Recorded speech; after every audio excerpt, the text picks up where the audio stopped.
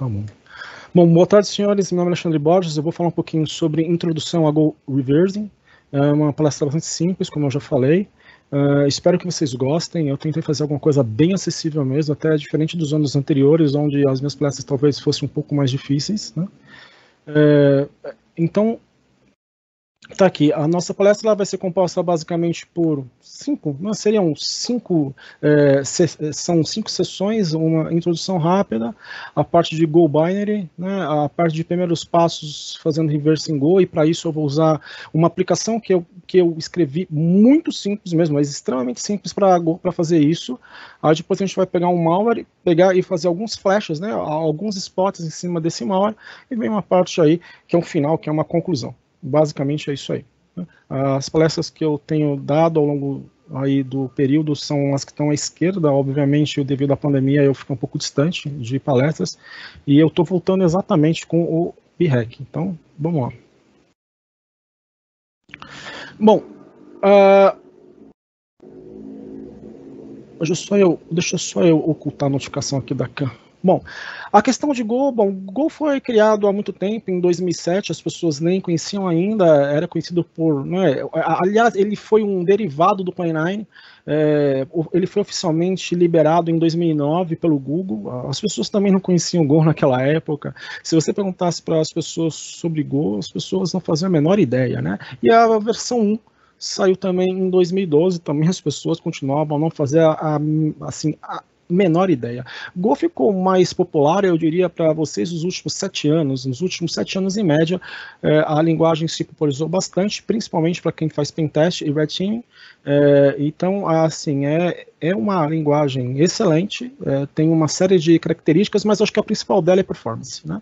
Entanto que Go, ele introduz alguns conceitos muito interessantes, por exemplo, como channel, que você não vê isso desta forma em outras linguagens, como Go Routine, como sincronismos, wait, grupos e por aí vai. Então, ou seja, tem uma série de, vamos dizer assim, uma série de técnicas e artefatos novos dentro de Go, que tornam uma linguagem muito atrativa para que você faça programas rápidos e principalmente concorrentes. É lógico, se a linguagem ela é atrativa para quem está usando o Go de maneira legítima, ela também é atrativa para quem está usando o Go de maneira ilegítima, no caso, os adversários. Go roda em qualquer sistema operacional, Windows, Linux, Mac, então assim, ele é tranquilo, roda em qualquer SO, as configurações costumam não ser difíceis, é claro, às vezes, dependendo do seu SO, você tem que fazer um ajuste aqui ou lá, mas Go é bastante tranquilo. E, infelizmente, nos últimos 5 anos, a gente tem visto muitas ameaças em Go. Malwares e ransomwares de todos os tipos vêm surgindo em Go, e principalmente agora, nos últimos 3 anos, a coisa, vamos dizer assim, saiu de controle. Nós temos muitos malwares, muitos ransomwares em Go, e diferente do que as pessoas imaginam, existem muitos malwares em Mac. Mac tem malware em Go de monte. Então, ou seja, ninguém está protegido, ninguém está preparado muito para isso, e pior ainda, usando o Go você consegue bypassar uma série de defesas, mesmo os profissionais que são excelentes profissionais de empresas, às vezes não são capazes de detectar programas em Go, então isso de fato tornou-se uma questão mais séria. Bom, você conseguir acesso a malwares em Go é fácil. Aqui eu estou usando o Malwareview, que é uma aplicação que eu tenho, que eu publico lá no GitHub. Então basta, aqui eu estou consultando binários ou samples em Go no Malware Bazaar, basta você consultar dando a palavra Golang, né, de Go Language, e você consegue listar uma série de malwares atualizadíssimos em Go. Então, se você fizer isso em dias diversos, você vai obter as respostas pertinentes àquele dia. À sua direita, você consegue ver diversos malwares em Go. É claro, não tem só esses, tem muitos, que não cabe aqui no nosso slide. Então, eu coloquei alguns malwares em Go que as pessoas conhecem. Então, ou seja, você obter um malware em Go para fazer uma análise é fácil. E hoje são tantos malwares em Go que eu não consigo preencher um slide com isso. Eu precisaria de vários slides para, de fato, conseguir preenchê-los, né? Então, assim, Go está presente no nosso dia a dia, seja para coisas boas, né, para programas ultra rápidos, também estão disponíveis para os nossos adversários. Então aqui eu fiz apenas um comando simples. Eu peguei, usando o Malwareview, listei alguns, vamos dizer assim, alguns samples em Go do Malware Bazaar e filtrei pelo hash, e filtrei só os 20 primeiros, como vocês notam. E tem uma série de samples aqui. Se eu precisar de qualquer sample, eu mostro para vocês abaixo. Basta eu fazer o quê? Basta eu usar uma overview com a opção "-B5, e eu dou o sample que eu quero aqui, eu estou marcando em vermelho, e eu simplesmente faço o download desse sample, a senha sempre é infected, porque isso é estabelecido pelo próprio Malware Bazaar. Então é muito tranquilo, para quem precisar fazer teste, para quem precisar estudar, é muito fácil. Uma coisa que todo mundo já sabe, é um fato, né, é uma característica de todos os programas em Go, já que eles usam basicamente, eles fazem um linking estático das bibliotecas, é que eles são grandes. Tá vendo? Eu até marquei aqui em verde, programas em Go são muito maiores do que programas nativos em C, em C++. Então, isso é vamos dizer assim, é um comportamento da própria linguagem. Por ela fazer linkagem estática, você consegue samples muito grandes, mas isso não é um problema em si. O tamanho em si não é um problema, e sim outras características que eu vou falar um pouquinho mais à frente tornam-se um problema para quem faz engenharia reversa. Aqui eu peguei e eu fiz uma expressão regular para você fazer uma filtragem. Vocês imaginem o seguinte, eu tenho um diretório com muitos samples. Vocês imaginem, eu tenho 300, 400 samples de malware lá. São todos samples misturados. Alguns foram feitos em linguagem nativa, C, em C++, outros em linguagem gerenciada, como por exemplo o .NET usando C#, e ainda alguns scripts feitos em Go. Então, alguns binários feitos em Go. Então, como que eu consigo diferenciar os binários em Go daqueles que não estão em Go? Então, aqui eu fiz uma expressão regular, não é muito agradável, mas ela funciona, é uma expressão regular para fazer, vamos dizer assim, o filtro de todos os samples que estão nesse diretório feitos em Go. Funciona bem, é lógico que vamos dizer assim, essa expressão regular, ela pode ser melhorada em muito, aliás, ela pode ser até reduzida. Eu fiz ela propositalmente expandida para ficar fácil, mas é possível você fazer uma redução dessa expressão regular, deixar ela curta, mas eu acho que ela expandida te dá a ideia exatamente do que você está fazendo à procura. Então, é muito fácil, e ainda você consegue ainda fazer uma jogada um pouco melhor. Se eu quiser, eu consigo usar o comando strings, que nem eu estou usando aqui, strings-af, em cima de todos os binários, e aí sim eu faço um grep e eu consigo filtrar todos os binários aqui em Go, e em específico cada um deles com seu build ID, que estão marcados aí. Esses build ID, ele é um número que está dentro lá do próprio programa em Go, ele reflete uma série de coisas, dos módulos inseridos, dos metadados, etc. e tal. Só que vocês notem, os build IDs, eles são grandes, então eu consigo ver os build IDs de maneira muito clara dentro de cada um desses binários. Repare o seguinte, os binários de Windows, que são os executáveis, eles têm primeiro a string, Go build ID, e 2 pontos, vem o build ID. Os que são em Linux ou qualquer outra linguagem não vem apenas o build ID e não tem a string Go build ID. Se você quiser saber um pouco mais sobre build ID, é fácil, é só você ir nesse caminho que eu te deixo em azul claro, que é exatamente no código-fonte do Go. Lá tem a descrição do build ID, como ele é formado, como ele é calculado, etc. e tal. Mas basicamente é isso. Vocês podem pensar que é um número único por cada construção de um binário, mas não é único apenas por ser único universalmente, é único porque ele depende de uma série de variáveis dentro de um programa em Go. E uma dessas variáveis é exatamente quais as bibliotecas que eu fiz, vamos dizer assim, inclusão dentro desse programa em Go.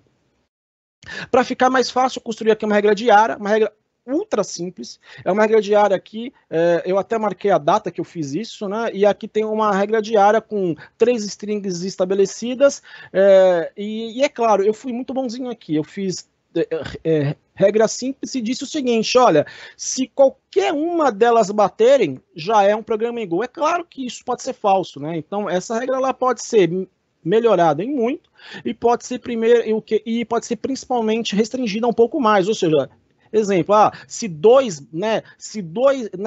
das 3 strings baterem, aí sim é um programa em Go. Mas, enfim, a ideia é essa. A ideia é, eu fiz uma regra aqui diária, em Golang, eu coloquei 3 strings, 2 nominais, uma nominal e 2 em inspeção regular, e com isso eu consigo identificar qualquer tipo de binário em Go em um diretório. É muito fácil para você usar, e você pode também, caso você tenha uma assinatura lá do VirusTotal, uma assinatura paga, é claro, você pode colocar lá como hunting. Então você pode pedir o seguinte: olha, VirusTotal, quando bater essa regra em específico, você me envia uma notificação. É claro que a regra ela é tão aberta que, como tem diversos malwares em Go, diariamente você vai ter uma série de avisos do próprio VirusTotal, né? Então é assim que funciona.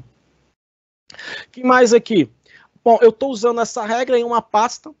Essa regra eu chamei ela, ou guardei ela dentro de um arquivo chamado GoLangFind, e eu estou fazendo a procura e está mostrando aí, tá vendo que todos esses binários bateram com a regra, ou seja, são binários em Go. Então, nesse caso, eu te mostrei como usar expressões regulares e também como usar uma regra diária que espelha essas expressões regulares para que você ache programas em Go quando você fizer o download de sites diversos, de endpoints diversos. Agora eu vou falar um pouquinho de Go Binary. Aqui eu não vou entrar muito a fundo, porque esse é um assunto complexo. Eu vou dar alguns spots, eu vou explicar algumas coisas rápidas, para que você tenha uma noção da ideia de como é composto um binário em Go, e tendo noção dessa ideia, você consegue entender um pouco melhor do que é a linguagem e do que é a estrutura de um binário em Go. Então, assim, reverter malwares em Go não é fácil, nunca foi e nunca vai ser. Por quê? Porque ele simplesmente concentra dentro dele uma série de bibliotecas linkadas estaticamente, ou seja, não é que nem programas em Windows, onde as bibliotecas são linkadas dinamicamente por padrão, ou em geral.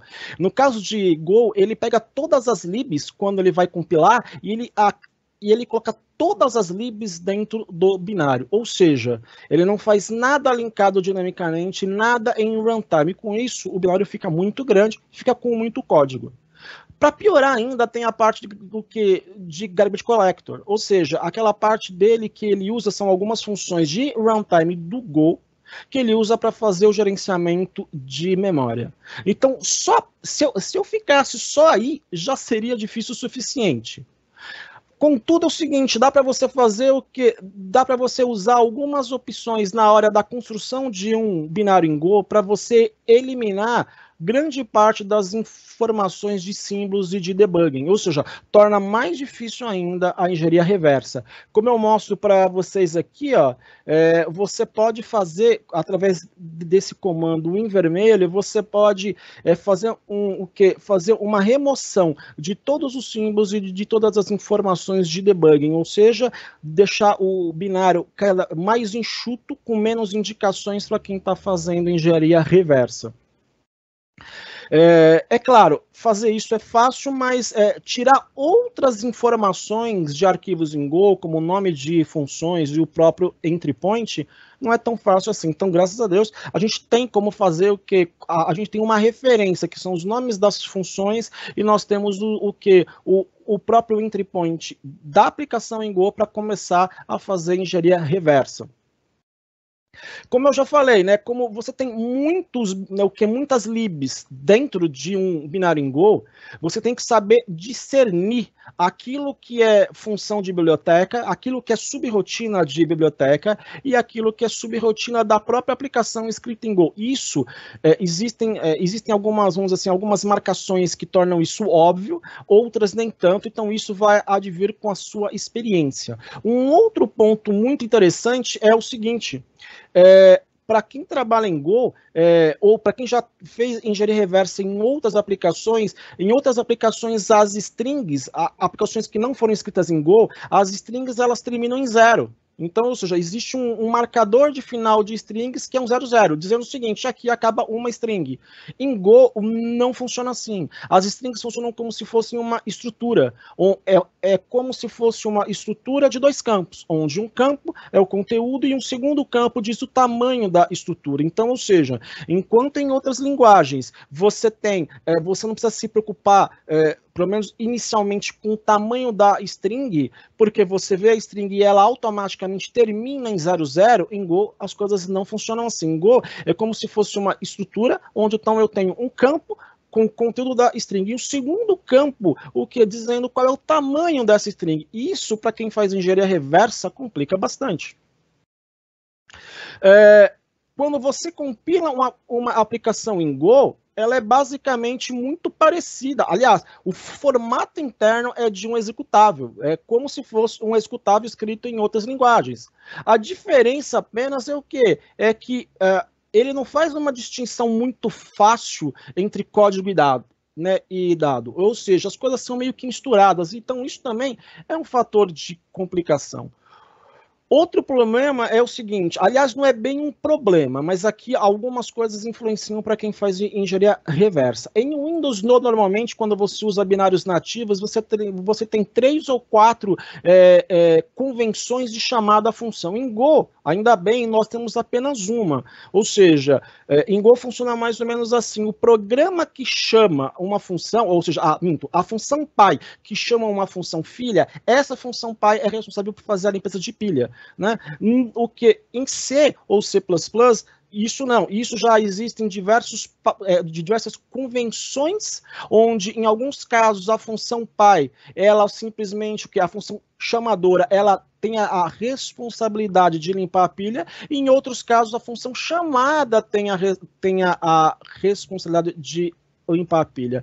No caso de Go, não. No caso de Go, eu tenho apenas uma única convenção, mas nessa convenção a função chamadora, ou seja, aquela que chama a outra função, exemplo, uma função main, ela chamando uma função calcula a área do quadrado, é a função main que tem a responsabilidade de limpar a pilha. Então, ou seja, é assim que as coisas funcionam em Go. Isso é um pouco ruim, porque você perde um pouco a noção de quais argumentos de fato foram passados para aquela função quando você faz engenharia reversa. Mas, enfim, ainda é contornável.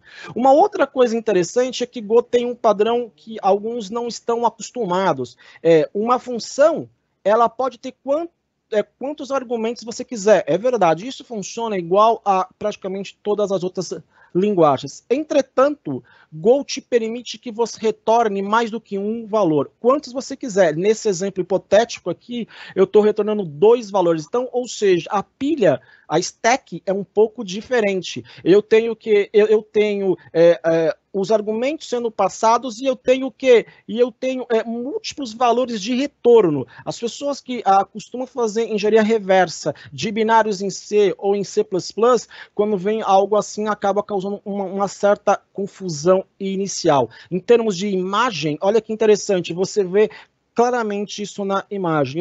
Eu tenho argumentos sendo passados, exemplo A e B, e eu tenho 2 ou mais valores de retorno sendo retornados, ou seja, eu tenho que ter muita atenção quando eu estou fazendo engenharia reversa para saber ou para entender quantos, vamos dizer assim, quantos valores são retornados pela função e para saber qual é o tipo desse valor retornado. Então, exemplo meu aqui, hipotético, foram que ele estava retornando 2 índices, mas nem sempre, ele pode estar retornando qualquer coisa. Então, nesse caso, ou seja, eu estou passando 2 valores como argumentos, int, estou retornando hipoteticamente 2 índices aqui. Então, aqui é fácil. Outra coisa que dificulta bastante é a parte de garbage collector. Por quê? Porque você tem que, durante a análise de um malware em Go, você precisa prestar muita atenção o que é uma chamada de garbage collector, para que você não confunda e eventualmente comece até a fazer análise. Então, é necessário você fazer isso, você fazer esse discernimento. E essas funções, elas são vitais, porque elas são usadas principalmente com Go Routines, ou seja, é uma espécie de limpeza envolvida na sincronização entre 2 ou mais Go Routines em Go. Né? Existe uma série hoje aí de utilitários ou de, vamos dizer assim, de plugins que você pode usar para analisar Go.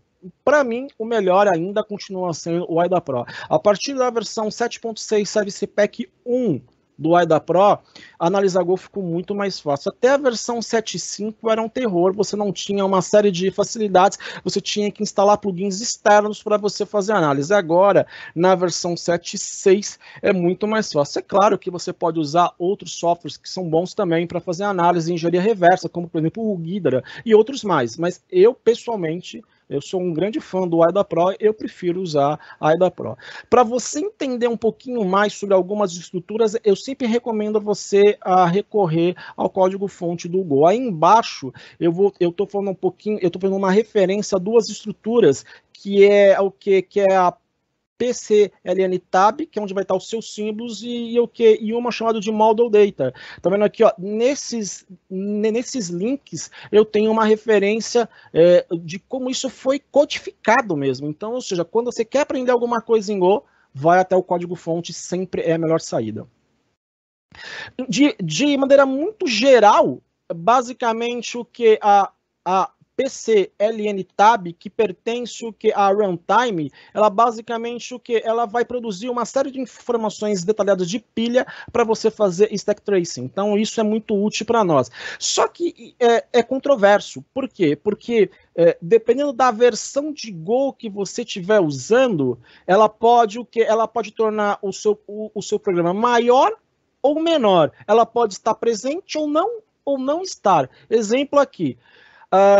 Por exemplo, até a versão 1.12, vamos dizer assim, essa table, ela era o que? Ela era comprimida. Depois ela passou a ser descomprimida, porque isso ajudava muito no próprio Start.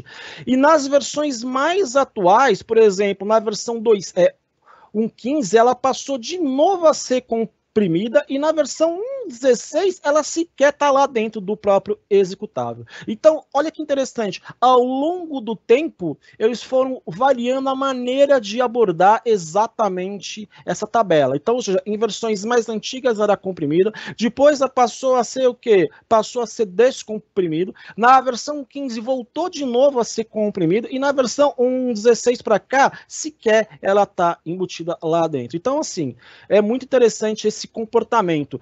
Na verdade, no fundo, não existe mais hoje em dia uma única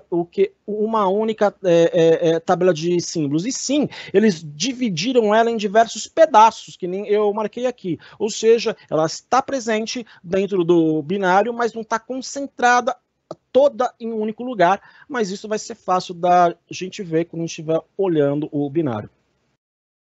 Dentro de um binário de Golang, você vai ver meta-informações, uma série, inclusive o build ID, a versão do Go que foi compilado, o Go root, que é o home directory lá do próprio Go, ou seja, é onde você instalou o Go, e outras informações mais. Tem essa tabela de símbolos que nos ajuda muito, inclusive ela tem até um magic number, né? Marcando aí o quê? Marcando o início dessa tabela, que é esse magic number aqui. Eu tenho informações de runtime, eu tenho o que? Informações de interface, eu tenho strings e por aí vai. Então, ou seja, dentro de um binário em Go, eu tenho muitas informações que podem ser usadas em prol da engenharia reversa, basta você saber encontrar. Então, nesse caso, eu vou fazer o quê? Eu vou fazer aqui, eu vou mostrar um programa ultra simples, feito em Go, mas ultra simples mesmo, e depois uma engenharia reversa desse programa.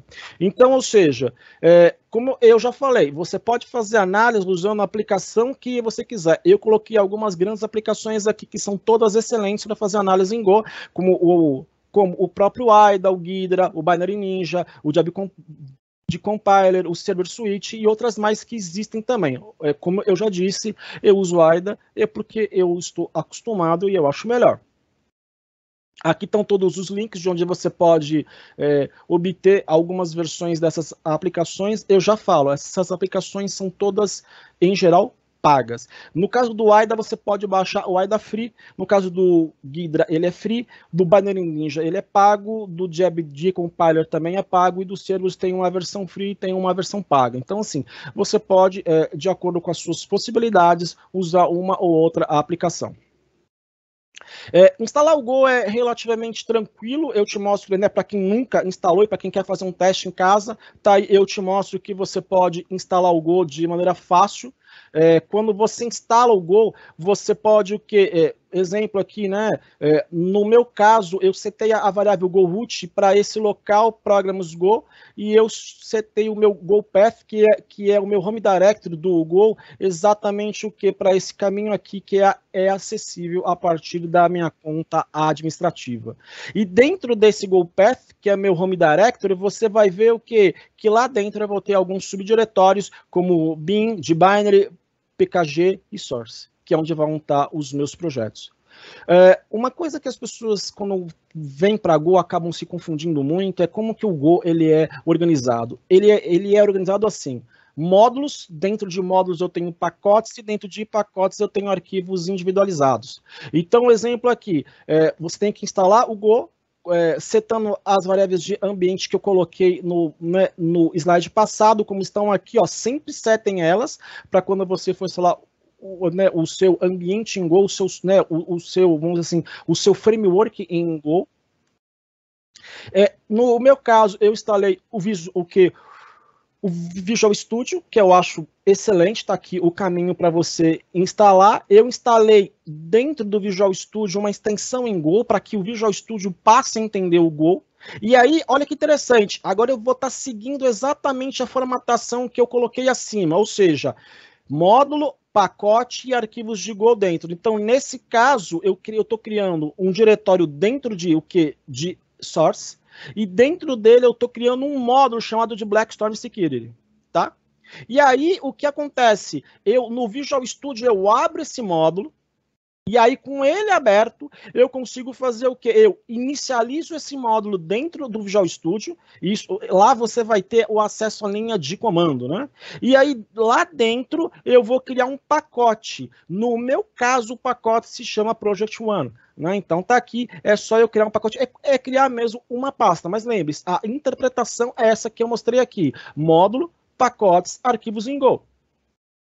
E lá dentro eu vou criar o que? Alguns arquivos, alguns executáveis, exemplo, esse aqui chama-se conference.go. Então eu crio esse arquivo, eu consigo editá-lo e eu consigo fazer o que? Acrescentar aquilo que eu bem entender em termos de código Go. Então, para você ter uma ideia, eu criei aqui 3 arquivos no fundo. Eu criei um dentro de Blackstorm chamado example1.go, que vai conter a minha função main, e eu criei outros 2 dentro do que? Dentro de project.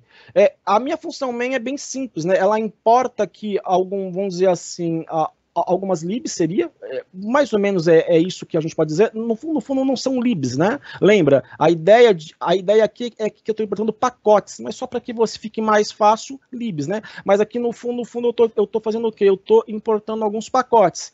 E o meu programa é o seguinte, ele faz o seguinte, ele imprime uma frase inicial, eu chamo uma função aqui chamada do que? De handle function. E qual é a ideia aqui? A ideia é o seguinte, a ideia essa função, eu estou estabelecendo um listener na porta 9999, 4 noves, com a função listening server, e é mais ou menos assim. Quem fizer, veja, é como se a minha máquina estivesse rodando um web server. Então, ou seja, você digita o IP da minha máquina, 2.9999/submit. E aí, o que acontece? Eu vou interagir com essa aplicação através desse submit. Mas o que vai ser feito aqui? Então, quando a pessoa digitar a URL com submit, vai ter o quê? Vai ter uma espécie de um handler, que é exatamente aqui, ó, que é exatamente o meu arquivo em Go aqui, ó, conference Go. Tá vendo aqui, ó? E o conference eu tenho que marcar com uma maiúscula aqui, ó. Exatamente o que? Exatamente esse arquivo em Go, ele vai ter funções aqui dentro que vão lidar com esse submit. Então, ou seja, quais funções estão lá? Então, de novo, eu importo 2 pacotes e aqui, basicamente, o que? A minha função conference, ela é meramente um handler, que ela vai imprimir uma string e vai basicamente o seguinte, olha, eu estou ouvindo nessa porta 9999, 4 noves, o que? Eu estou ouvindo eu estou fazendo um get do valor da variável user que o usuário está passando. Quando esse usuário passar um valor, eu vou avaliar. Então, primeiro aqui, ele imprime o nome do usuário, porque ele está passando isso na URL.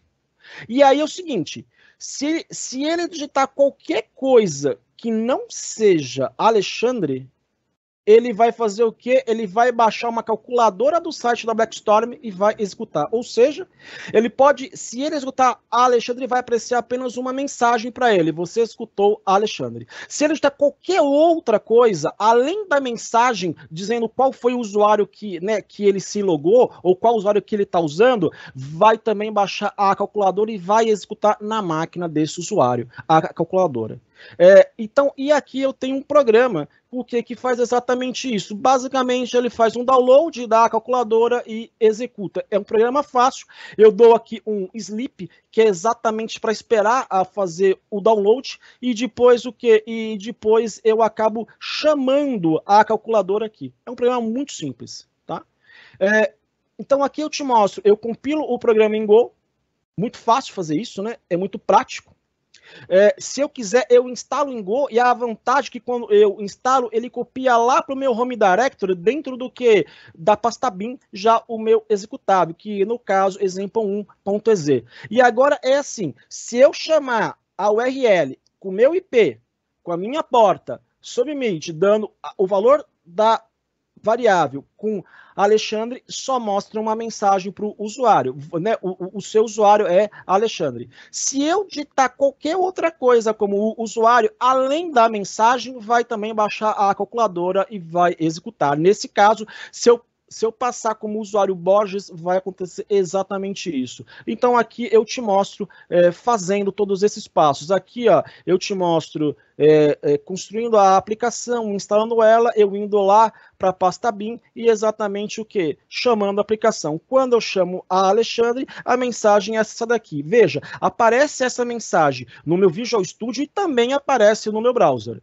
E o que? E quando eu digito qualquer outra coisa, como tipo assim, eu passo como argumento Borges, ele vai me mostrar o que? Também lá no browser. O requerente é Borges, mas vai baixar a calculadora e vai executar na máquina. Em termos de engenharia reversa, estou usando o AIDA Pro, né? Usando o AIDA Pro 7.6, que para mim é o melhor que tem. E aí, olha que interessante, agora eu estou dentro de um Go revertido, ou seja, eu vou estar vendo, eu estou vendo ele em assembly, ou seja, o AIDA está desassemblando o Go. Aqui você vê claramente o seguinte, quantas entradas tem na minha tabela de funções? Tem só um número absurdo de funções. Lembrando ainda que está em X ainda. Né? Então, aliás, minto, aqui não. Aqui eu coloquei em decimal. Então, aqui está em decimal. Ou seja, então, a minha aplicação em Go, aquela aplicação ridícula que você viu, tem 4.697 funções. E tem o quê? E tem só 457 arquivos. É por isso que eu falei, o Go faz o quê? Quando você compila, ele coloca lá dentro absolutamente todas as libs e todos os arquivos ligados a essas libs. Ou seja, essas libs, quando eu falo lib, em Go a nomenclatura é pacote, mas dá na mesma. Então, ou seja, lá dentro ele coloca todos os arquivos ligados a esses pacotes ou essas libs. Aqui você consegue ver assim, de maneira clara qual é a versão de Go que a minha aplicação foi compilada, e aqui embaixo você vê exatamente o meu Go Build ID. Então, que é exatamente o mesmo ID que eu te mostrei lá atrás nos slides passados.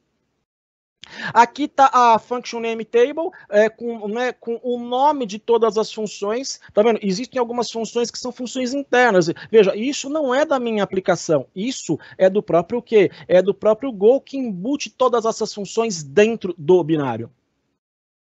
Aqui está a minha Function Table, que aqui ela tem o quê? Aqui ela basicamente tem o nome da função, e tem o quê? E tem exatamente o endereço onde está associado este nome. A tabela passada eram só os nomes. Aqui é um link entre nome e aonde que eu vou encontrar em termos de endereço. Eu consigo ver o meu Go root aqui, tá vendo ali, ó, claramente eu instalei o meu Go em C, dois pontos, barra program files barra Go.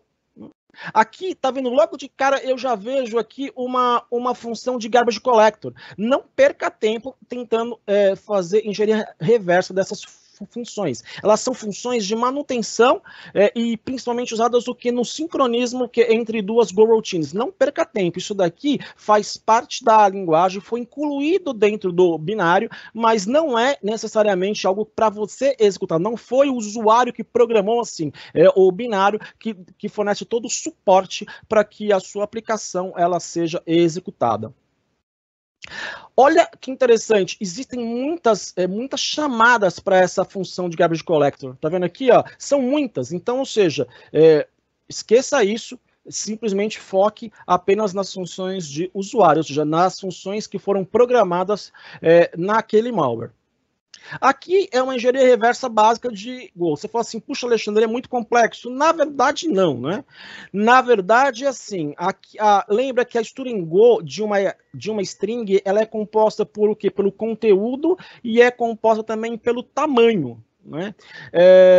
E aí, uma coisa que você aprende com o tempo e da pior forma possível é que quando você vai fazer engenharia reversa de Go, você programa, por exemplo, com algumas funções de alto nível, mas quando ele compila, você vai ver no disassembly não as funções de alto nível, você vai ver as funções de baixo nível. Então, isso força com que você tenha que ir no código-fonte, para você conseguir entender esse código-fonte e poder fazer análise. Então, aqui eu coloco algumas dicas, tá vendo aqui, ó? Por exemplo, aqui, ó, eu falo o seguinte, olha, o pacote OS-File, ele na verdade implementa a URL. E aí, dentro dessa interface, eu coloco aqui o que é eventualmente a entrada, o que é a saída, mas você fala assim, puxa, Lê, mas como que você sabe registrador a registrador o que contém cada coisa? Vá ao código-fonte. Você tem que analisar o código-fonte, entender como é a função de baixo nível, para que você, no código de alto nível, você fala assim, então é o seguinte, eu chamei a função X em alto nível, e na função de baixo nível, esse código, né, essa função X, ela é traduzida para uma função de mais baixo nível, aí muitas vezes com muito mais argumentos, e esses argumentos você consegue fazer um mapeamento para saber exatamente o que são cada um deles dentro do do seu código assembly. Olha que bacana aqui, ó. Aqui, ó, eu consigo ver aqui, ó, uma string. Repara, tem o conteúdo da string e tem o tamanho da string aqui, ó. Então isso é muito interessante. Eu consigo ver o quê? Que em Go as coisas funcionam diferentes. A string não é delimitada por zeros, como eu falei que são em outras linguagens. Aqui é dado que é como se fosse uma estrutura simples, onde nessa estrutura eu tenho o conteúdo e tenho exatamente o tamanho da string. Repara que aqui, ó, aquela função printf que aparece lá no meu código, no fundo, olha aqui, ó, ela faz uma referência a uma outra função, né, vamos dizer assim, no código-fonte, e essa função tem outros argumentos. Então, ou seja, o que você vê em alto nível não é o que você vê em baixo nível, mas na hora de fazer engenharia reversa, eu preciso exatamente do baixo nível. Existem algumas chamadas, como aqui, ó, essa runtime no more stack. Basicamente, o que ele faz? Ele checa, o programa em Go, ele checa o tamanho da stack antes de executar aquela rotina. Se o tamanho da stack é insuficiente, ele automaticamente faz um resizing, ou seja, ele faz um adequamento da stack para que aquele programa ele passe a funcionar. Aqui é um outro caso muito interessante. Você nota claramente a sintaxe que eu falei. Módulo, pacote, função. Aqui, ó, nesse caso aqui, ó, módulo Blackstorm, pacote Project One e a função é Conference, tá vendo? Então você nota claramente o que é essa tradução. Aqui no caso eu estou pegando um endereço de uma função jogando em RSI. Esse endereço está marcado aqui, ó, ele exatamente é um offset, tá vendo aqui nele, para a função que conference. Então, você precisa entender qual é a nomenclatura do Go para que você entenda aonde encontrar as coisas. Uma outra coisa muito bacana é que quando você faz uma alocação de um objeto em Go, na verdade, tem dois tipos de alocação, o que a gente chama de Small Allocation e Big Allocation. Nesse caso, usando o New Object, eu estou fazendo o que? Small Allocation. Então, ou seja, aqui eu estou alocando um objeto, ele chama internamente uma outra função chamada de malloc GC, de garbage collector, ele chama uma outra função que é mcache, que vai alocar o quê? Que vai alocar um chunk de 32K de memória. Tá vendo? Aquela função listening serve que vocês viram no código, eu marquei aqui, ó. Na verdade, essa função ela é definida em termos de código com isso daqui, ó. É muito maior do que aquilo que você usou. Então, novamente, enfatiza a urgência de você estar sempre recorrendo ao código-fonte para você poder entender os argumentos de uma função. A minha dica é o seguinte, não fica muito focado em argumentos, porque você vai acabar se perdendo. O Go faz uma manipulação intensa de pilha. Se você tentar seguir a pilha, você pode se perder. Aqui não, aqui eu te mostro uma outra parte que é a função conference, tá vendo aqui, ó, é a função conference, claramente aqui, ó, ou, né, tá vendo aqui, ó, é a função conference que eu vou usar. Aqui é feito o que? É feito um step de stack nessa parte aqui, e olha aqui que bacana, diferente de outras linguagens, que você tem um prólogo no começo de cada função, em Go você não tem esse prólogo. Esse prólogo não é colocado da maneira que você tinha visto em outros lugares. Uma outra dica que eu dou é que o Go faz muita, ou seja, um programa revertido em Go faz muita referência ao que? Por exemplo, a marcações assim, ó, var alguma coisa, que são variáveis locais. A minha experiência diz o seguinte: dá até para você deixar, mas aprenda o seguinte, que às vezes é melhor você trazer da marcação var, exemplo, var 10. É melhor você trazer da marcação var 10 para uma marcação que de stack, como eu coloquei aqui, RSP mais um valor, porque fica mais fácil de você fazer a interpretação e você seguir o código.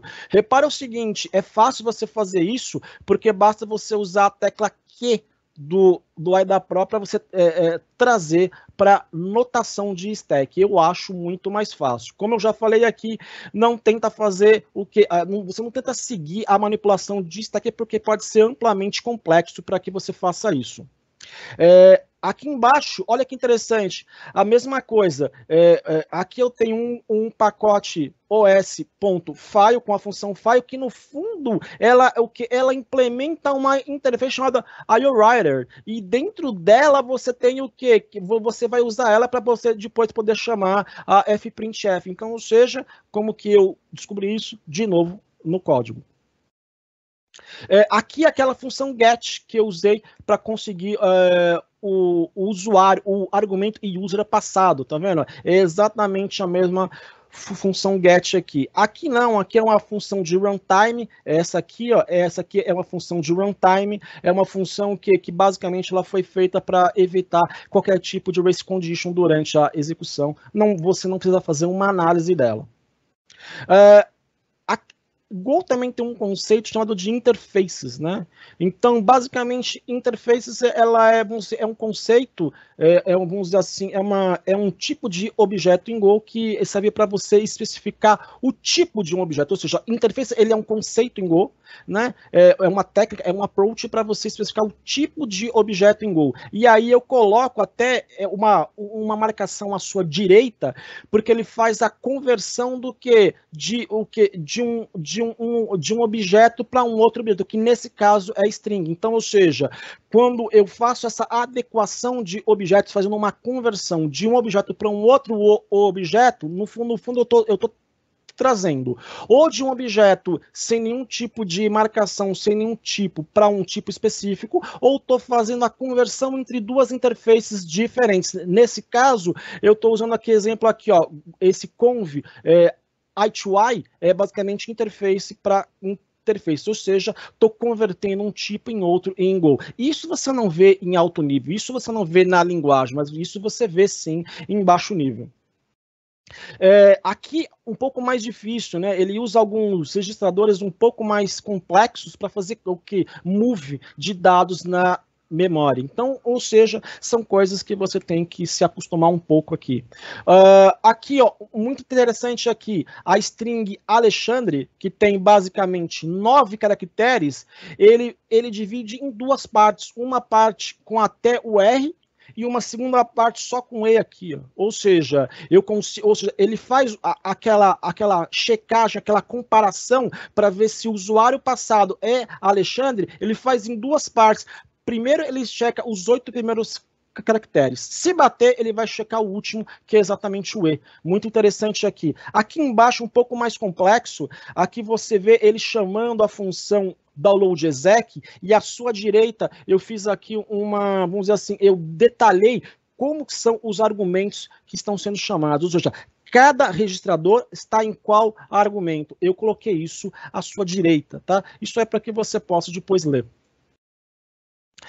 De novo aqui, a mesma coisa, não tem prólogo, aqui eu estou chamando a função download exec, de novo faz um setup, não tem prólogo nenhum, né? Isso é costumeiro com Go. Aliás, o prólogo não é que não tem prólogo, é que não é feito da mesma maneira do que você vê em binários nativos. Aqui você vê o que? Aqui você vê uma declaração de standout, que tá vendo como uma variável global, tá vendo aqui o CS, tá vendo? Então, ou seja, esse CS eu estou usando o code segment, ou seja, quando você vê esse CS, é uma grande chance da declaração ser uma variável global. Aqui você vê também mais uma, vamos dizer assim, mais um pacote que é o S-File implementando o que? A IOWriter, e aí é muito interessante, por quê? Porque as strings, elas têm, como eu já falei, o que? Aquela padronização, né? O conteúdo mais o que? Mais o conteúdo, mais o tamanho delas. Então, nunca perca isso de vista. Aqui eu fiz alguma coisa um pouco mais difícil. Então, aqui está mostrando a função OpenFile, que eu chamei lá no meu binário em Go, e aqui eu te mostro cada registrador, o que vai dentro de cada um deles, tá? Eu coloco aqui algumas explicações à direita e embaixo aqui, para que você saiba. É muito interessante, porque lembra, Go, ele faz retorno, às vezes, de 2 ou mais argumentos. Então, quando ele faz esse retorno, eu tenho que entender o que é esse retorno. Nesse caso, ele faz um teste aqui de RBX com RBX, que basicamente ele está testando o quê? Para ver se houve ou não houve qualquer tipo de erro. Aqui a mesma coisa, eu te mostro o que? As strings, tá vendo aqui no caso de URL, ó. Aqui eu te mostro onde está a URL, onde está o tamanho dela quando eu faço get. Muito interessante isso. A função get internamente em Go, né, que pertence ao pacote HTTP, ela tem essa definição aqui, ó. Então, com a definição, eu consigo traçar quais são os argumentos. Assim como o sleep aqui, ó. Sleep aparece aqui, e lembra que lá no código eu dei um sleep de 10 segundos, mas esse 10 segundos aparece aqui de forma muito estranha. Mas, na verdade, é porque esse valor em hexa é esse valor em decimal que está em nano. Então, ou seja, dá exatamente os 10 segundos. Opa, me desculpa. Aqui aquela conversão de interfaces, muito interessante. Eu te coloco aqui a função interna de conversão de interfaces e até aquela copy buffer que eu faço a cópia, né, de um conteúdo no meu código. Como que acontece? Olha que interessante. Existe o pacote I/O, dentro dele tem a função copy. A função copy em si chama uma copy buffer que está definida aqui embaixo como sendo uma outra função, ou seja, eu estou seguindo as funções dentro do código em Go para que você possa entender como que acontece isso. Aqui a parte que eu estou executando o meu payload. Novamente aqui eu coloco a definição, o prototype da função fprintf. E aqui eu te mostro a estrutura de comandos. Por quê? Porque lembra, eu rodo um comando no meu SO quando a pessoa não digita Alexandre, ou seja, quando ela digita qualquer outro nome, ele vai baixar a calculadora e uma vez baixada a calculadora, ele vai startar ela. Para startar a calculadora, ele vai ter que fazer isso a nível de SO e para fazer isso a nível de SO, existe uma estrutura de comando. Eu estou abrindo ela aqui. Agora a parte final, já está acabando, espero, porque também já são 4h29. Analisar malwares em Go, caso você não tiver costume, Você simplesmente o quê? Você pode seguir as funções. É muito mais fácil você seguir os métodos ou funções. Aliás, essa questão de método e função é o seguinte: métodos e funções são diferentes, né? São definições diferentes. Nós usamos de maneira intercambiável, para ficar mais fácil, para não ficar alguma coisa tão técnica. Mas métodos e funções, no fundo, em Go, tem uma diferença. Tecnicamente dizendo, todo Go ele tem um receiver, ou seja, uma classe, né? Qualificando aquele método. Mas esquece isso, para o nosso uso aqui não tem a menor diferença, né? Ale, aonde que você fez a consulta do código em Go? Simples, né? Se você for lá em GoDev, que nem está aqui embaixo, ou package GoDev, você consegue ler todo o código em Go e todas as funções. Então aqui eu peguei um malware qualquer, aleatoriamente, é um malware pequeno, eu só vou analisar o começo dele. Eu estou indo aqui no Triage, eu peguei um daqueles malwares que eu listei atrás. Então, eu vou lá, eu consigo fazer saber qual é o Triage ID. Usando esse Triage ID, eu consigo saber tudo sobre o malware.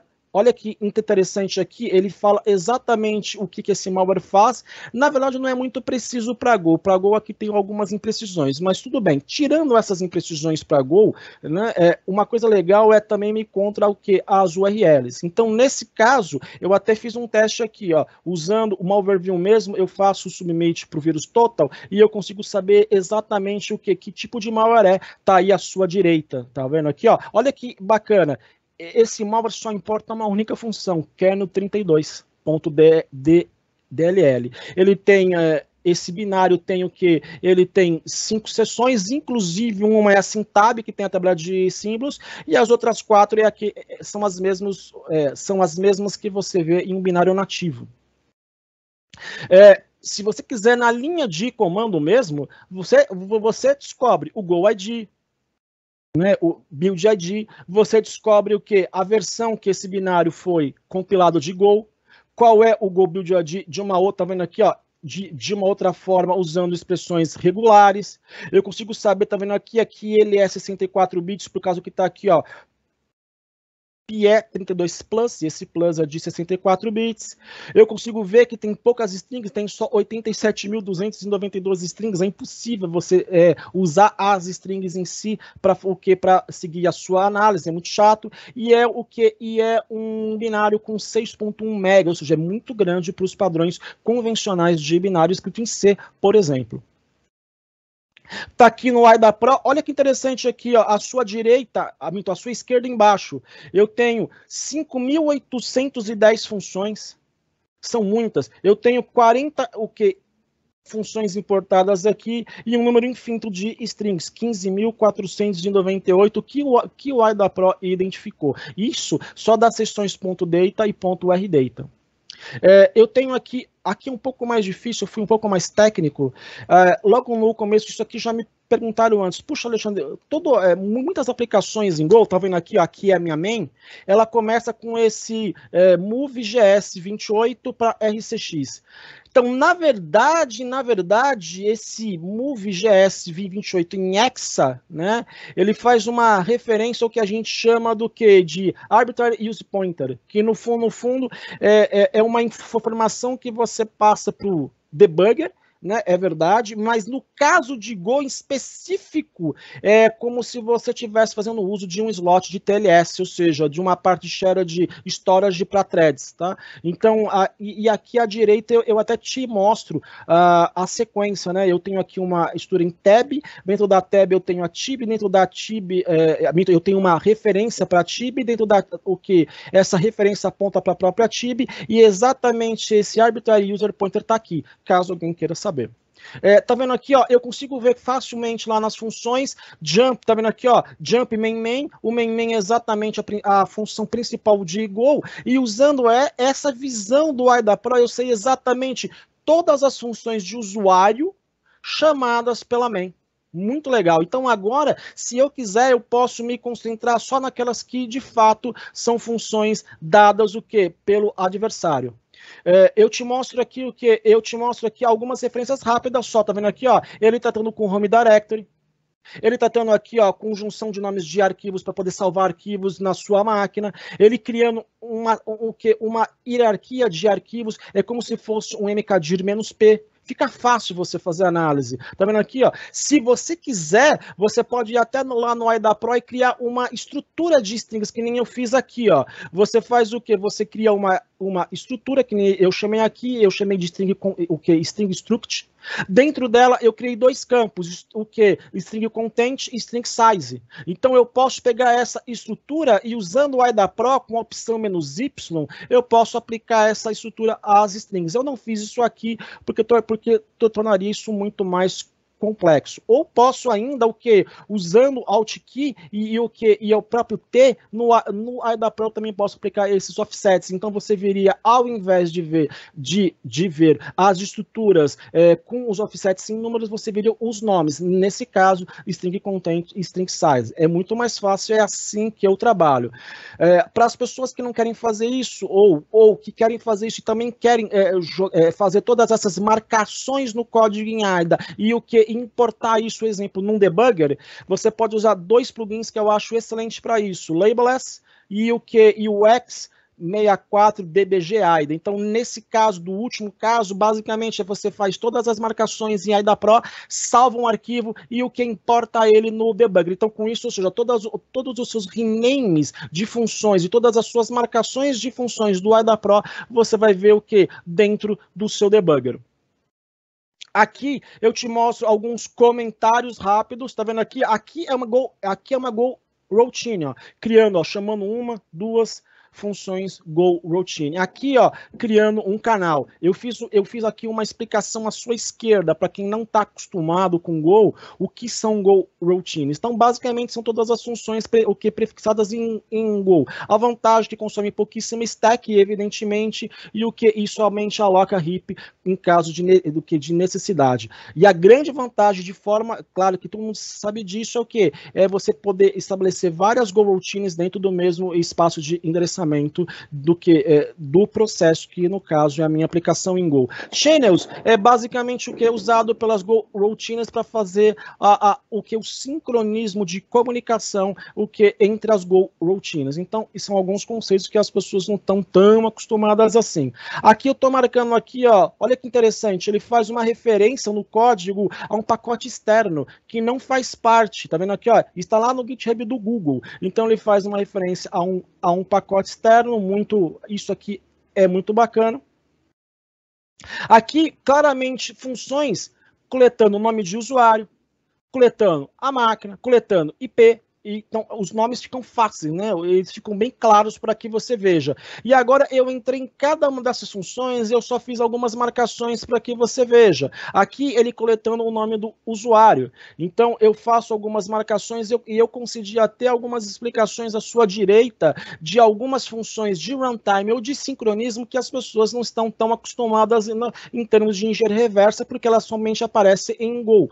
Então, eu fiz até uma explicação que você pode ler mais tarde. Eu não vou fazer essa explicação aqui, porque não tem a ver muito com engenharia reversa, mas está marcado aí caso você precise. A mesma coisa aqui, ó, ele conseguindo um token, né? Basicamente, um token é o que vai definir qual é o seu tipo de acesso a um processo ou a um próprio objeto. Então, aqui ele conseguindo as informações de acesso de token. Então, eu te marco que exatamente como que são essas funções internamente. Que mais aqui? Lidando com o que? Com SID, ou seja, convertendo o SID, que é aquele número de identificação de usuário do Windows, para string. Mais abaixo, ele conseguindo o caminho do diretório do profile, e mais abaixo ainda fazendo um lookup para procurar o que? Exatamente username e o domínio dado por um SID, que eu acabei de fazer a conversão logo aqui acima. Aqui é o conceito de slices em Go, basicamente o que? É você pegar um array e dividir em pedaços de forma bem grosseira. Não é bem isso, tá? É um pouco mais, vamos dizer assim, difícil do que isso, mas só para que você entenda de forma bem geral, mais ou menos isso, é um slice, ou seja, né, você pode pegar um array e você pode separar ele em tamanhos que você quer e fazer uso disso como um tipo de, né, como tipos ou como elementos separados. Mais abaixo também eu tenho aqui o que a função para conseguir o nome da máquina, o nome NetBIOS. Isso é um problema das versões de Go antigas, tá vendo? Como esse aqui é 1.14, todas as strings ficam juntas, é horrível, tá vendo? Fica assim uma massa de strings assim, ó. E você tem que conseguir exatamente, na hora que você vê um código, como esse código, ir nessa massa e achar exatamente aonde está essa string. Né? É claro que se você vê o assembly, você vê claramente o que? Uma marcação, te dando até o tamanho, mas não é muito fácil, acaba dando um pouco de trabalho. As versões mais recentes de Go, isso não acontece, ou acontece menos, as strings são mais separadas.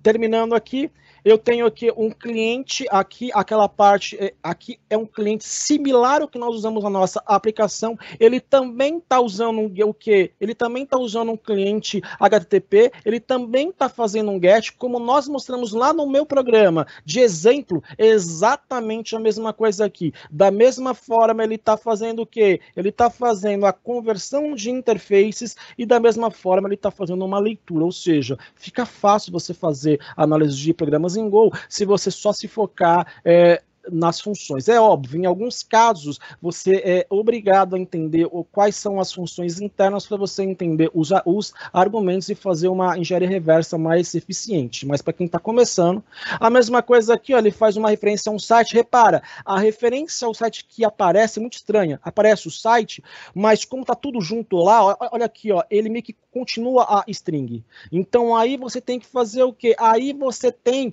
que entender até onde vai a string para você separar e falar assim, não, é só esse pedaço que tem a ver com o que, com esse trecho de código. Nesse caso específico, o código está fazendo um download de alguma coisa da internet. Então aqui eu faço a explicação à sua direita e está claramente o que? Chamando isso na linha de comando, o que? Com a chamada exec. Né? Então, ou seja, ele está simplesmente chamando o que? Um prompt do seu DOS, passando como um argumento que é exatamente o binário e pedindo para ele startar. O binário ou o que quer que seja na linha de comando. Aqui, claramente, também no código, você vê ele, tá vendo aqui, ó, o usuário dele provavelmente, e provavelmente dele o que? As credenciais. Você consegue ver isso no código, não foi uma aplicação tão bem feita. Aqui também você vê a qual site ele está se conectando, no caso é um site lá da Dark Web, tá vendo? Estão vendo aqui a extensão Onion aqui. E aqui eu tô fazendo o que ele tá fazendo um post, então possivelmente aqui ele tá fazendo o que? Ele tá pegando algumas coisas da sua máquina que ele coletou, lembra? IP, usuário e outras coisas e tá fazendo um submit justamente para o site dele dentro da Dark Web. Finalmente, aqui te mostra que ele está fazendo, inclusive, screenshots da sua máquina. Eu marquei aí. E para fazer esses screenshots, ele nem usou o próprio código. Ele está usando um código que ele que é a partir desse GitHub, que se você olhar na internet, está nesse caminho aí, ó. GitHub com Kabinami /screenshot. Então, basicamente, o que? Reverter em Go não é difícil, leva um pouco de tempo, leva costume um pouco, você precisa saber a linguagem, você precisa olhar o código-fonte sempre, sempre, sempre. Se você estiver iniciando agora, se baseia nas funções. Depois você começa a seguir os argumentos, tá? É assim que funciona. A linguagem Go está mudando completamente sempre. Faz assim, ó, o que eles fizeram na versão 1.14, fizeram alguma coisa nova na 1.15, na 1.16 e assim vai. Então, para que você faça engenharia reversa, você tem que estar mais ou menos antenado com o que está acontecendo com a própria linguagem. No meu caso, usei a IDA Pro, porque para mim é muito melhor, mas você está livre a usar qualquer tipo de aplicação que você se sinta mais confortável. Basicamente é isso, obrigado por assistir a talk, foi o mais simples possível, aliás, mais trivial do que isso, impossível, que eu coloquei aqui, tem aqui o meu Twitter, o meu blog, que eu lancei há pouco, o LinkedIn e uma referência para uma overview, caso você precise. Muito obrigado pela atenção. Fala, Alexandre. Cara, muito bom. Eu sou suspeito para falar porque, né, eu gosto bastante de Go. Então, assim, cara, muito top. Brigadão pela apresentação, todas as informações. A gente tem algumas perguntas aqui. Eu só vou te pedir para encurtar um pouquinho as respostas para a gente poder tentar manter o cronograma. Me dá só uma ajuda, como que eu descompartilho, por favor. Já está descompartilhado, Alex, só tá sua câmera. Tá só sua câmera. Porque eu só vejo você bem pequenininho aqui numa marcação, eu não consigo aumentar aqui, para um pouquinho. Eu não sei o que são esses ícones. Stop sharing. Parei. Opa, agora eu tô te vendo. Tá descompartilhado já. Cara, a pergunta aqui do Fabiano, ele tá perguntando se tem malware para Go feito em Linux. Para Linux. Desculpa, não feito, mas para Linux. Quilos e quilos. Listas intermináveis. Maravilha. Aliás, tem mais em Linux Everson do que em Windows. Bom que você tem mais trampo, né? Cara, o Marcelo tá te dando parabéns pela talk e ele fala que ele tá acompanhando suas talks, né? E vê que você lidar com diversas linguagens de programação. Aí ele te pergunta se saber mais de uma linguagem é indispensável para entrar na área de análise de malware. Olha, aprender linguagem de programação em si não é um requerimento. Você pode fazer engenharia reversa sabendo apenas uma ou nenhuma. Agora, que você vai para um outro nível, muito acima, sabendo as linguagens, não tenha dúvida. Te deixa você muito mais confortável. Para te levar você a um nível superior em engenharia reversa, seria bom que você soubesse pelo menos 5 a 6 linguagens. Tem que estudar, tem jeito. A pergunta do Rodrigo, ele falou que a pergunta dele é mais voltada para a questão financeira. Ele está perguntando se hoje no Brasil existe uma demanda para esse nível de engenharia reversa, ou se, na sua opinião, as empresas entregam e somente algo bem superficial. O que eu tenho visto em grande parte é mais superficial, mas a demanda está sim aumentando bastante. Eu vejo isso por profissionais migrando para essa área e no mundo inteiro está faltando. Ou seja, tem mais oferta de emprego do que propriamente profissional. Então, assim, você consegue trabalhar aqui e no mundo inteiro porque tem vagas demais, vagas de alto nível te pagando muito, por sinal. Legal. Não fala quem é, mas tá falando assim que muitos malwares atuais em Go, como o Mirai, né, eles inicializam mais de 33 funções de exploração. Você enxerga isso como uma tendência ou o tamanho do binário influencia na capacidade de delivery? O tamanho do binário, ele influencia bastante, porque hoje existem filtros em muitas empresas que quando a empresa recebe, por exemplo, anexos muito grandes, ela simplesmente bloqueia. Então não vai adiantar você aumentar demais o binário, sendo que as defesas vão filtrar esse binário e com isso ele não vai chegar em quem deve chegar. Mesmo que você coloque um link, né, de repente para a pessoa via phishing, mesmo assim acaba influenciando. Agora, em contrapartida, binários maiores podem ser mais difíceis para serem analisados por antivírus, por quê? Porque os antivírus internamente eles têm um timeout. Eles analisam até um certo ponto. Exemplo, antivírus que fazem alocações de memória. Binários que fazem grandes alocações de memória podem bypassar antivírus. Por quê? Porque os antivírus não esperam a alocação. Ou seja, eles param antes e com isso a infecção pode acontecer. Mas assim, se para Red Team, que é onde o Crash, o Everson trabalha, é melhor você ter o quê? Um binário menor, porque com isso você consegue muito mais mobilidade. Legal. Tá perguntando o Junker. Tá perguntando se Packer para Go é possível e se sim, se é normal. Sim, é possível, existem alguns packers sim, mas não tem sido normal, mas existem packers sim. Agora, o que o pessoal tem mais feito é o seguinte, eles pegam e eles colocam dentro pegam, vamos dizer assim, criam uma função, um desempacotador, colocam a parte de dados dentro do programa, quando ele roda, chama a função de desempacotamento, ela simplesmente abre e executa, mas isso não é normal. É possível, porque eu já peguei malwares assim, mas não é normal. Maravilha. Não por enquanto ainda. Ainda. O Bruno está perguntando por que o malware em Go é mais difícil de ser detectado que os outros e como que é essa detecção e o bypass? Bom, eu não posso falar pelos fabricantes, né?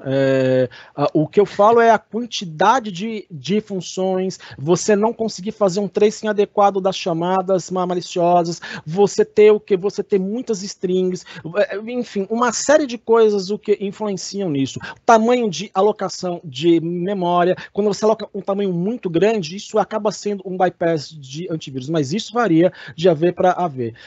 Assim, a minha experiência Red Team anda deitando e enrolando com aplicações em Go.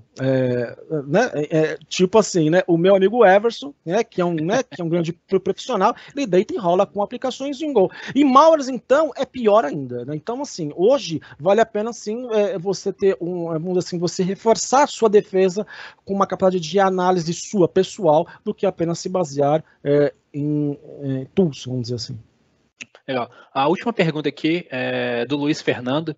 Ele falou que verificou no site da Black Store, né, que vocês têm vários cursos lá, e ele queria saber qual que é a melhor sequência para aprender análise de malware nesse nível. Aí eu peço que vocês, né, que você, Bruno, não é isso? Bruno, envia um e-mail para a Black Store, Luiz, eu acho mais fácil. O Luiz, envia, por favor, um e-mail para a Black Store, porque eles vão poder te informar com detalhes. Eu acho melhor. Maravilha. Show. E tem mais uma pergunta aqui que apareceu nesse último segundo. Algumas dicas para ingressar na carreira, Alexandre. Aprender programação é vital. E, assim, no sentido de te levar a um nível superior. Você pode começar sem saber programação, mas se você souber, você vai para um nível superior. E você precisa saber, sim, sistemas operacionais. Por exemplo, se você for um profissional que trabalha com Windows, saiba tudo sobre a parte interna de Windows. Por quê? Porque os programas fazem interface com Windows, né? No caso de Windows. Então, você precisa saber como o Windows funciona abaixo dele, para que, usando esse Windows, né? Para que, usando esse conhecimento, você entenda qual é a interface do malware com o seu SO. E Linux vale o mesmo, em Mac também vale o mesmo. E lógico, isso leva tempo, isso não é uma coisa que você pode fazer em um mês ou 6 meses, mas aqui é necessário ter paciência. Né? Maravilha, Alexandre. Cara, muito obrigado pelas informações, muito obrigado pelo seu tempo, disponibilizando aí seu fim de semana para estar aqui com a gente. Durante Obrigadão um dia mesmo. de treinamento, inclusive, né? Para estar aqui. Não, eu estou em curso, eu só parei para dar palestra. Né? Isso obrigado, é uma consideração que eu tenho por vocês dois. Porque, Obrigadão, cara. Porque em situação nenhuma eu faria isso em vida, mas vocês têm uma consideração enorme mesmo. E nós também, Ale. Muito obrigado. Né? Obrigadão, cara. Obrigadão Valeu demais. Valeu. Bom treinamento aí para você e bom fim de semana. Obrigado, Everson. Obrigado, Rafa. Até mais. Valeu. E a gente se fala aí nos próximos dias. Tamo junto. Valeu.